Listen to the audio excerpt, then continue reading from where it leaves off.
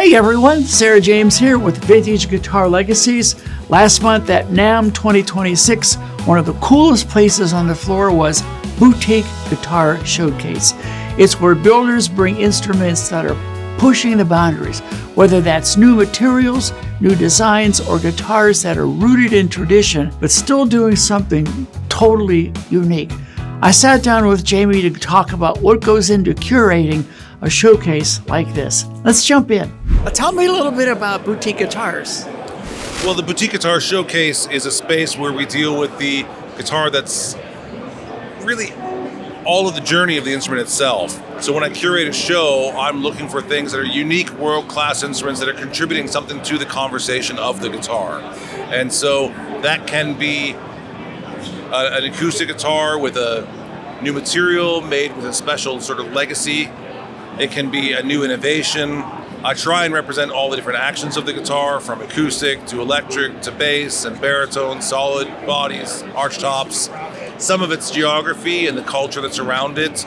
Some are political statements, like the piece here, which is talking about, well, the waste, basically, of the world, dissonance between what we hunger after and what we throw away. That's interesting. And talking to some of the builders here, we agree that there's design principles that are almost immutable, but beyond that, like scale length and things like that, beyond that, you're discovering builders who are like kind of breaking boundaries. Mm-hmm. Yeah, our lives are short, and the life of the guitar is much longer than a human life, and so we have these small little segments that we think are the guitar. Right. But the guitar is the one instrument that changes constantly with culture. So if we take Antonio Torres and Stauffer in the 1850s through today, there's probably 15 to 20 different iterations of guitar that are all considered to be well established and made. And that continues to add on. On the Boutique Guitar Showcase tour we did this last year, all of the headless and multi-scale guitars, the ergonomic guitars, they all went first. And the traditional guitar player thinks that those are novelties. It's not novelty, it's where the guitar is headed for. So you're really breaking boundaries. And if you go walk through the NAMM, the Music Instrument Museum in Phoenix, you see the whole evolution of the guitar as an instrument. And what I appreciate what you're doing is presenting these kind of emerging, break the rules kind of builders that you walk through here. I never would have thought of that. But as a musician, there are people who gravitate to those as a form of expression. Yeah, it's been my observation that we have two polarizations of musicians: those who want to reenact something that they loved, and those who want to explore new territory. So I refer to them as sort of golden years and futurists, and I try and represent both here at the Boutique Guitar Showcase. That's awesome. Thanks very much. Appreciate your time. You're welcome. Yeah. Thanks for coming by. Good stuff. One of our stops along the way at the Boutique Guitar Showcase at NAMM 2026 was Dion Guitars, a really wonderful and unique and personable builder out of Alberta, Canada. I'm Sarah James from Vintage Guitar Legacies. I was admiring your work and said earlier that I love the minimalist design. There's no logo on a headstock, and your approach is very clean. Is that it? Tell me about that. Yeah, I mean, because the handmade world is a small world, the overall package design can be its own label, its own brand, and so I've been doing this for 21 years now, and they look like I want them to look, and they speak for themselves at this point. So yeah. And they're very, very clean, and you're so recognizable. Somebody would look at that guitar and say, "Oh, that's..." Yeah, it's a Dion. Yeah.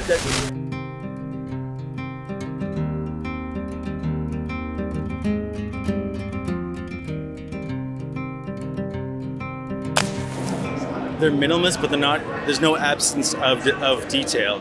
If you look at things, they're very detailed. It's just a very refined detail, and so it doesn't stand out. But even so much as the binding here, we cut it in half and put the purfling right in the middle, because then from the front you see both, and it gives you this double golden edge. That's like a day's worth of work that is about design, but if you don't know, it's just, you see it, but you don't know you're seeing it. You see it, but you don't appreciate it. Yeah. So are there newer design concepts internally, the bracing and that you're doing differently? Yeah, I mean, I love vintage guitars, but I'm not of the belief that there was a special secret sauce. I believe they're amazing, and that we should learn why they're amazing and what didn't work. So structurally, I have a foot extension here. It's a fully bolted neck. The back is actually hollow core. It's like 4 layers of wood with no mechs inside. The top is a U brace. It's not an X brace. It's like my own bracing pattern. So, How did you arrive at that idea? day by day, year by year, Trial and error. Yeah, you think of something, you try it out on a guitar. Excuse me. You A/B it to something that is familiar, and you make modifications and go from there. Yeah. And where are you from? Where's your shop? I'm from Alberta, Canada. Alberta. Way up north. It's almost minus 30 degrees Celsius there today. Yeah. Access to a lot of great spruce, right? Yeah. Great woods. From the West Coast. Yeah, definitely. Yeah. I had a couple David Weber guitars. I think he's not building, or maybe he's passed away, but I always appreciated the work that came out of that part of Canada, Vancouver and Alberta. Oh, there's a beautiful stuff out there. I mean, maybe it's a result of there's a season where you're indoors, There's a season where other things slow down and you just need something. If I have to be locked up inside, I might as well build guitars, right? Exactly. Yeah, exactly. Oh, thank you very much. I appreciate. I really love your work. By the way. Oh, by the way, who would gravitate to your There's all sorts of players. I want to make a very musical instrument, so with an even register, good volume, and from there, I think that works for most types of music. Something that insinuates a lot, even if it's still just an acoustic instrument. Yeah. Thank you very much. Real pleasure. Thanks so much for stopping by. You too. Another stop along the way at Boutique Guitar Showcase was OD Guitars, a builder from Israel, really pushing the boundaries of a modern interpretation of the guitar. We're trying to understand how vintage instruments, vintage guitars inform what's being built today. So what has influenced your building and your ideas for new guitars? So it's interesting that you say in vintage guitars, and mine are really modern style, but as you can see, the shapes are still the shape of the guitar we know. It's like a super strat, kind of, some headless guitar. I didn't want to change the format of the guitar, like the one icon that we know, but I did want to interfere within these boundaries and see what I can bring new to the table. Yes. Without breaking any boundaries of the guitar itself. Some things are unchangeable. Yeah. You wanted to keep it and it's amazing true to the DNA of the instrument. But not a lot of designs stays the same for that many years. I mean, I was just talking about airplanes, where you don't design airplanes. You engineer airplanes, and from my perspective as an industrial designer, it's like you engineer them to fly, to do what it's supposed to do, but somehow it always looks beautiful. yes. And same with guitars. You design them in a way that, first of all and foremost, they will play best, and then to just do something inside our heart that creates So it releases, the need to take them and play. releases dimension of creativity in the artist to express him or herself through the instrument. And other than just being a tool, it's like an art form that creates another art form. Yes. So if I create an art form and deliver it to an artist, and it helps the artist to create something new, then I did my job. And that's what I like about doing custom guitars. It's not just another product, it's custom journey that you go with the customer. Everything is customized to the specs of the customer, and we talked with the customers like a year long through the process. Yes. And we decide on everything. Tali, my wife, works with me in the business. She should be here soon. And she does all the illustrations and help the customer figure out the different inlay designs, like the sakura tree here. And then with the customers, we build up the perfect instrument, the perfect form of art in order to bring their full potential into the world in form of Who music. are some of the artists that are using your guitar Yeah, instruments? so we worked with Ginger, if you know the band. It's a heavy metal band, really popular nowadays in the world. They recorded about 5 albums with our guitars.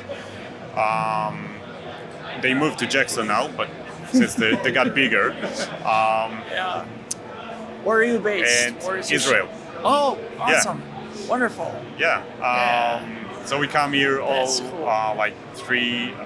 This is our 10th anniversary for OD Guitars, and we come every year to the NAMM show, and we present our stuff here.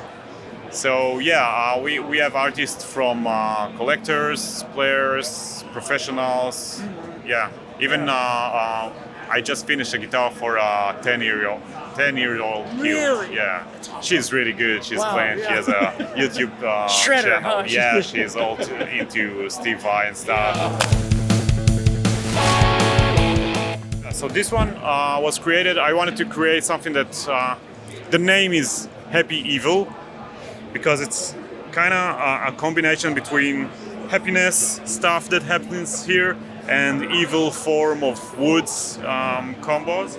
And Look at that. I just wanted to do like really vibrant colors. It's a headless guitar. This is one. It's called the Minerva. The headless is meant for the players that want a little bit more lightweight guitar. It's really nothing. It's like a feather and traveling guitar. Easy to travel, easy to play. All sorts of formats to place it on the leg. It has bare knuckle pickups. The top is Buckeye Burl with all the different colored epoxy. Now, I can talk about the specs, but what's really interesting about my designs is this chambering system started as a design feature, but then with the customers and with my friends that plays, we just discovered this alters the sound and creates something that I call natural geometric chambering. It's a chambering system that works for metal players. So it doesn't feedback or anything, but it does amplify the bass response and cuts up the unwanted scoop the mids. Wow, that's cool. So every guitar has this chambering in different formats to work with the guitar and with the sound that I want to achieve. And all around, these guitars are meant for heavy metal, progressive, some of them more toward the rock and blues kind of vibes. This one is made from swamp ash, maple neck, and Bupinga neck in the middle. Flame ebony for the fretboard. The custom 12 inlay. Yeah. It's a 7-string, and it has a push-pull. Everything a progressive metal player needs. Everything we need, right? Yeah. Wow. Thanks for watching our conversations from Boutique Guitar Showcase. This is always one of my favorite parts of NAMM because it really shows how wide the guitar world has become. If you want more interviews like this, make sure you like, subscribe, turn on the notifications, and for more features and coverage, check out vintageguitarlegacies.com.